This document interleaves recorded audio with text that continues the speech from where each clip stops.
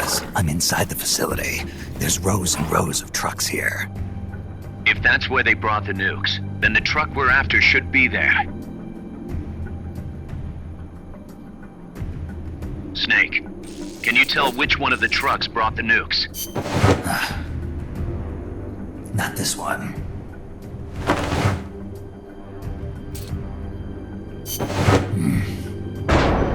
Metal Gear.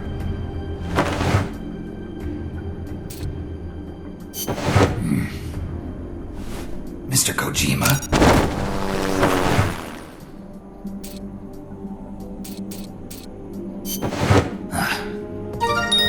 Sunlight!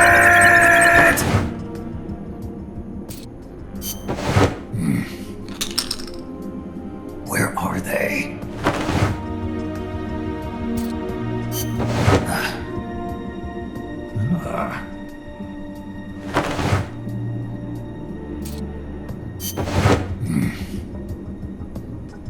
Nothing.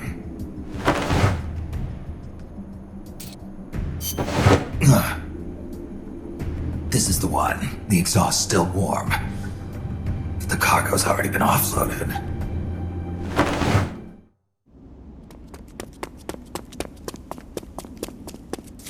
Just a minute. This isn't what we agreed on. It's too late. The changes have already been finalized. You told me it was going to be a deterrent, that we wouldn't have to launch. I am not arguing with you, Doctor. Our goal is to create the perfect deterrent. That's why I agreed to help develop it. However, in order to achieve that perfect deterrent, we must show the world our strength. 3 key principles ensure effective nuclear deterrence. First, you must have nuclear weapons. Second, you must never use them first. And third, and most important, if someone attacks you, you must strike back. Unless we prove beyond a doubt that these 3 principles work in practice, the world will not accept our new deterrent. And the only way to do that is to show them we are capable of actually launching a nuke. But isn't deterrence supposed to stop nukes from being used? Exactly.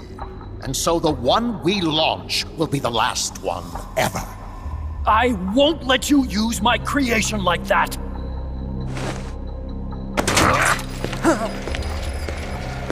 Your creation? That thing wasn't even your idea to begin with. You stole it, didn't you?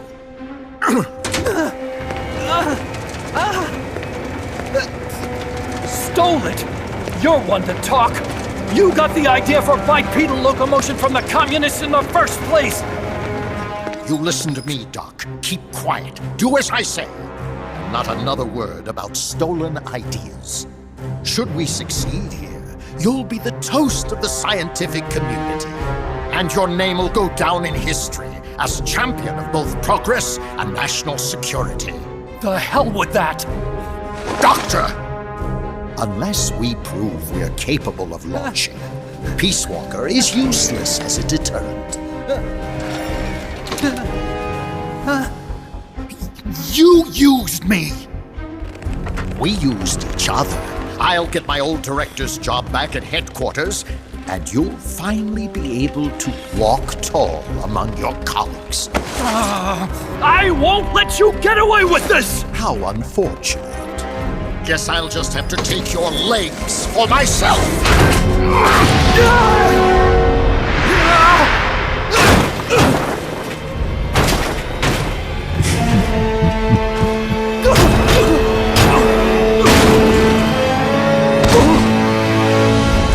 Peace won't just come to us, Doc. We are going to have to meet it halfway. V for victory.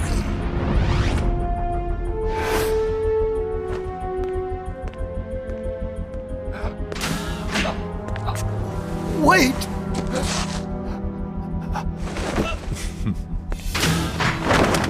Hey, you okay? Don't do it! Snap out of it. Where are the nukes? He's gonna do it! He's gonna launch a nuke!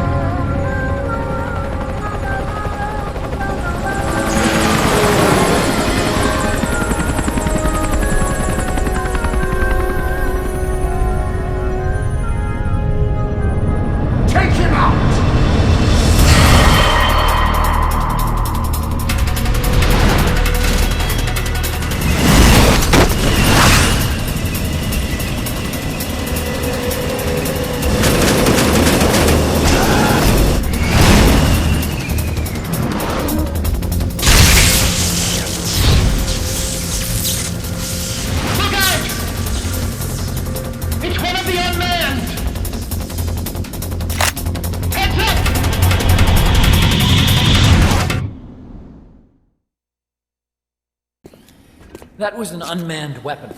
A prototype. I made it myself. Who are you? I work here. Well, used to, anyway.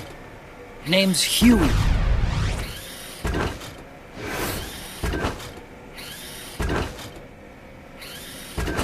And who might you be? You don't look like one of those mercenaries. Me. I'm an entomologist. A fighting entomologist? Yeah, I specialize in butterflies. I'm here to catch Ulysses. Ulysses? Huh. I didn't think they lived in Costa Rica. Morphos, maybe? That's it.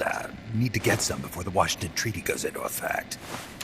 Says here Morphos aren't covered under the treaty. Must have slipped my mind. You sure you're feeling all right? Anyway, long story short, the butterfly got away. So how about it, Doc? Did you make that big butterfly too? Yes. And no. What was that thing? What are they doing here? Something tells me you're no ordinary entomologist.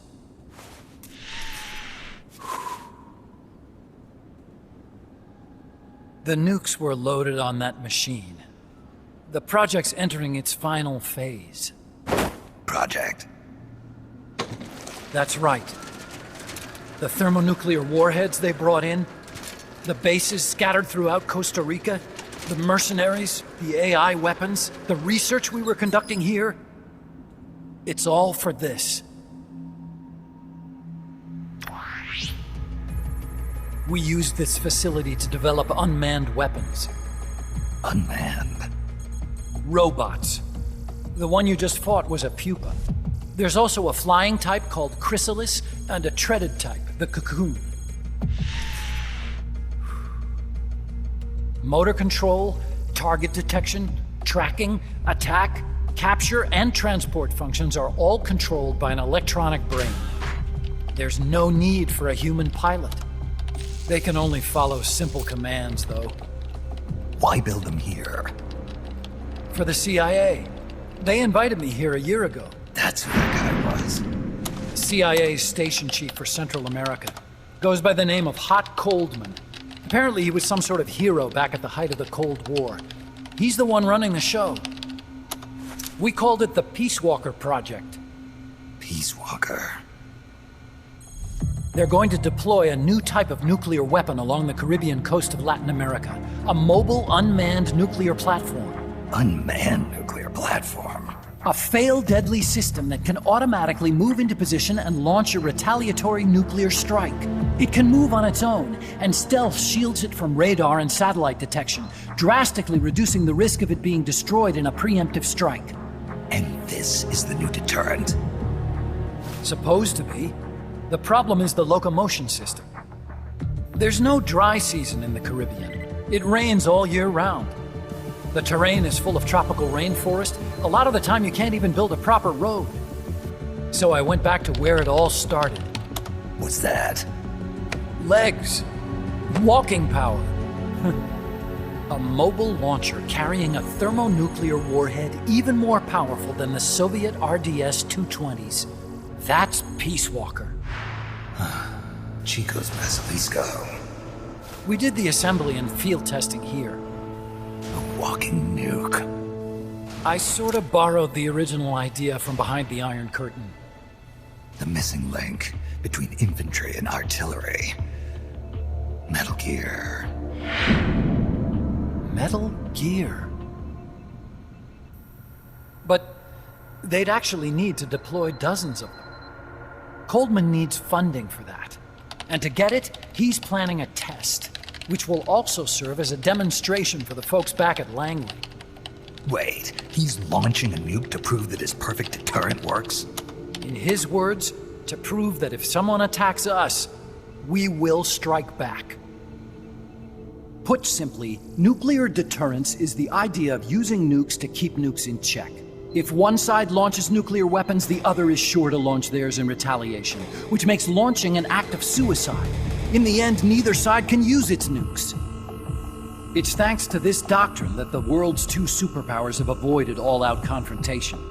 Nuclear deterrence has brought us peace. At the very least, it's prevented another world war from breaking out. But the theory of nuclear deterrence exists only on paper. In reality, there's no guarantee that either side would follow through with retaliation. There's the chance that a preemptive strike could destroy all the missile bases, render them unable to retaliate. But the biggest flaw in the theory is that the decision to retaliate has to be made by human beings. Let me give you a real-world example. Let's say country X launches first against country Y. If the people in charge of country Y are like you and me, they're not going to be able to retaliate, knowing that they're effectively ending all human life. So then the weak link in nuclear deterrence theory is the uncertainty of retaliation. Bingo. And that creates a loophole country X can exploit to launch the first strike. Which is why we designed the system to be unmanned. With Peace Walker, retaliation is certain. It chooses the appropriate target and launches a retaliatory nuclear strike every time, without needing human input to make the call. Launching a nuclear strike against Peace Walker is tantamount to pushing the launch button against yourself. It closes the loophole in nuclear deterrence theory, rendering our friends in Country X completely unable to launch. What Coldman is saying is that to achieve this goal, we need to demonstrate that retaliation will be carried out by a machine. He will launch his nuke. And then his version of deterrence will be complete. And you believe him? I believe in peace through nuclear deterrence. Why? My father worked on the Manhattan Project. He put his whole life into that research. And all it created was this illusion of peace called deterrence. And then I was born, unable to walk. I had no choice but to face up to the nukes. But if they do end up launching, it'll all have been for nothing. They've got to be stopped. Where'd they take the warheads? To a base near the border. The final test is 5 days from now. Where's the base? You're gonna stop them? It's kind of a hike. And besides, there's a surefire way to halt the project. You see, Peace Walker isn't quite finished yet. What do you mean? It's missing one last critical structural component. The AI. Its brain. The reptile pod, the electronic brain I was working on, can only follow commands like, go there, attack that. I guess you could compare it to the human cerebellum. But for nuclear deterrence to work, it must function in place of a human decision maker. It needs something to analyze the huge volumes of data coming in and select an appropriate target for retaliation. Hence, it needs the high-level decision-making ability of a cerebrum. A mechanical cerebrum. The hardware configuration is modeled on the human brain, similar to the pod I worked on, but its role is completely different. Where's it being made? A research lab to the north. An AI expert named Dr. Strangelove is developing it.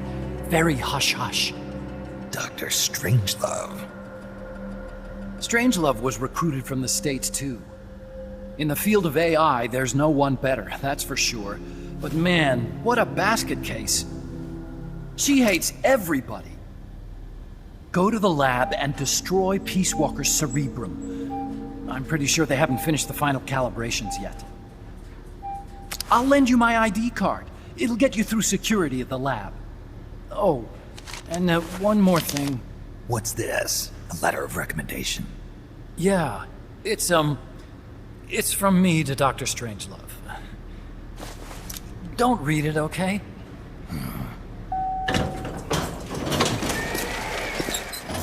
So what will you do now? I'm done with science.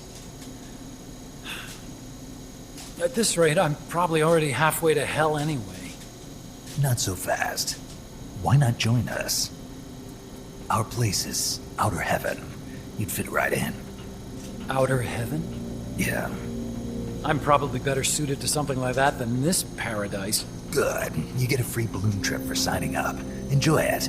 You'll feel like a butterfly. You're an agent, right? Who do you work for? Me. I was a Cold War tool, same as you. Now I'm not so useful anymore, so they cut me loose. I don't answer to anyone. Call me Snake. Snake. That name seems familiar somehow. Death. Probably just deja vu. You see that there? Beyond the cloud forest? See those ruins? Yeah. That's where you'll find Dr. Strangelove's lab.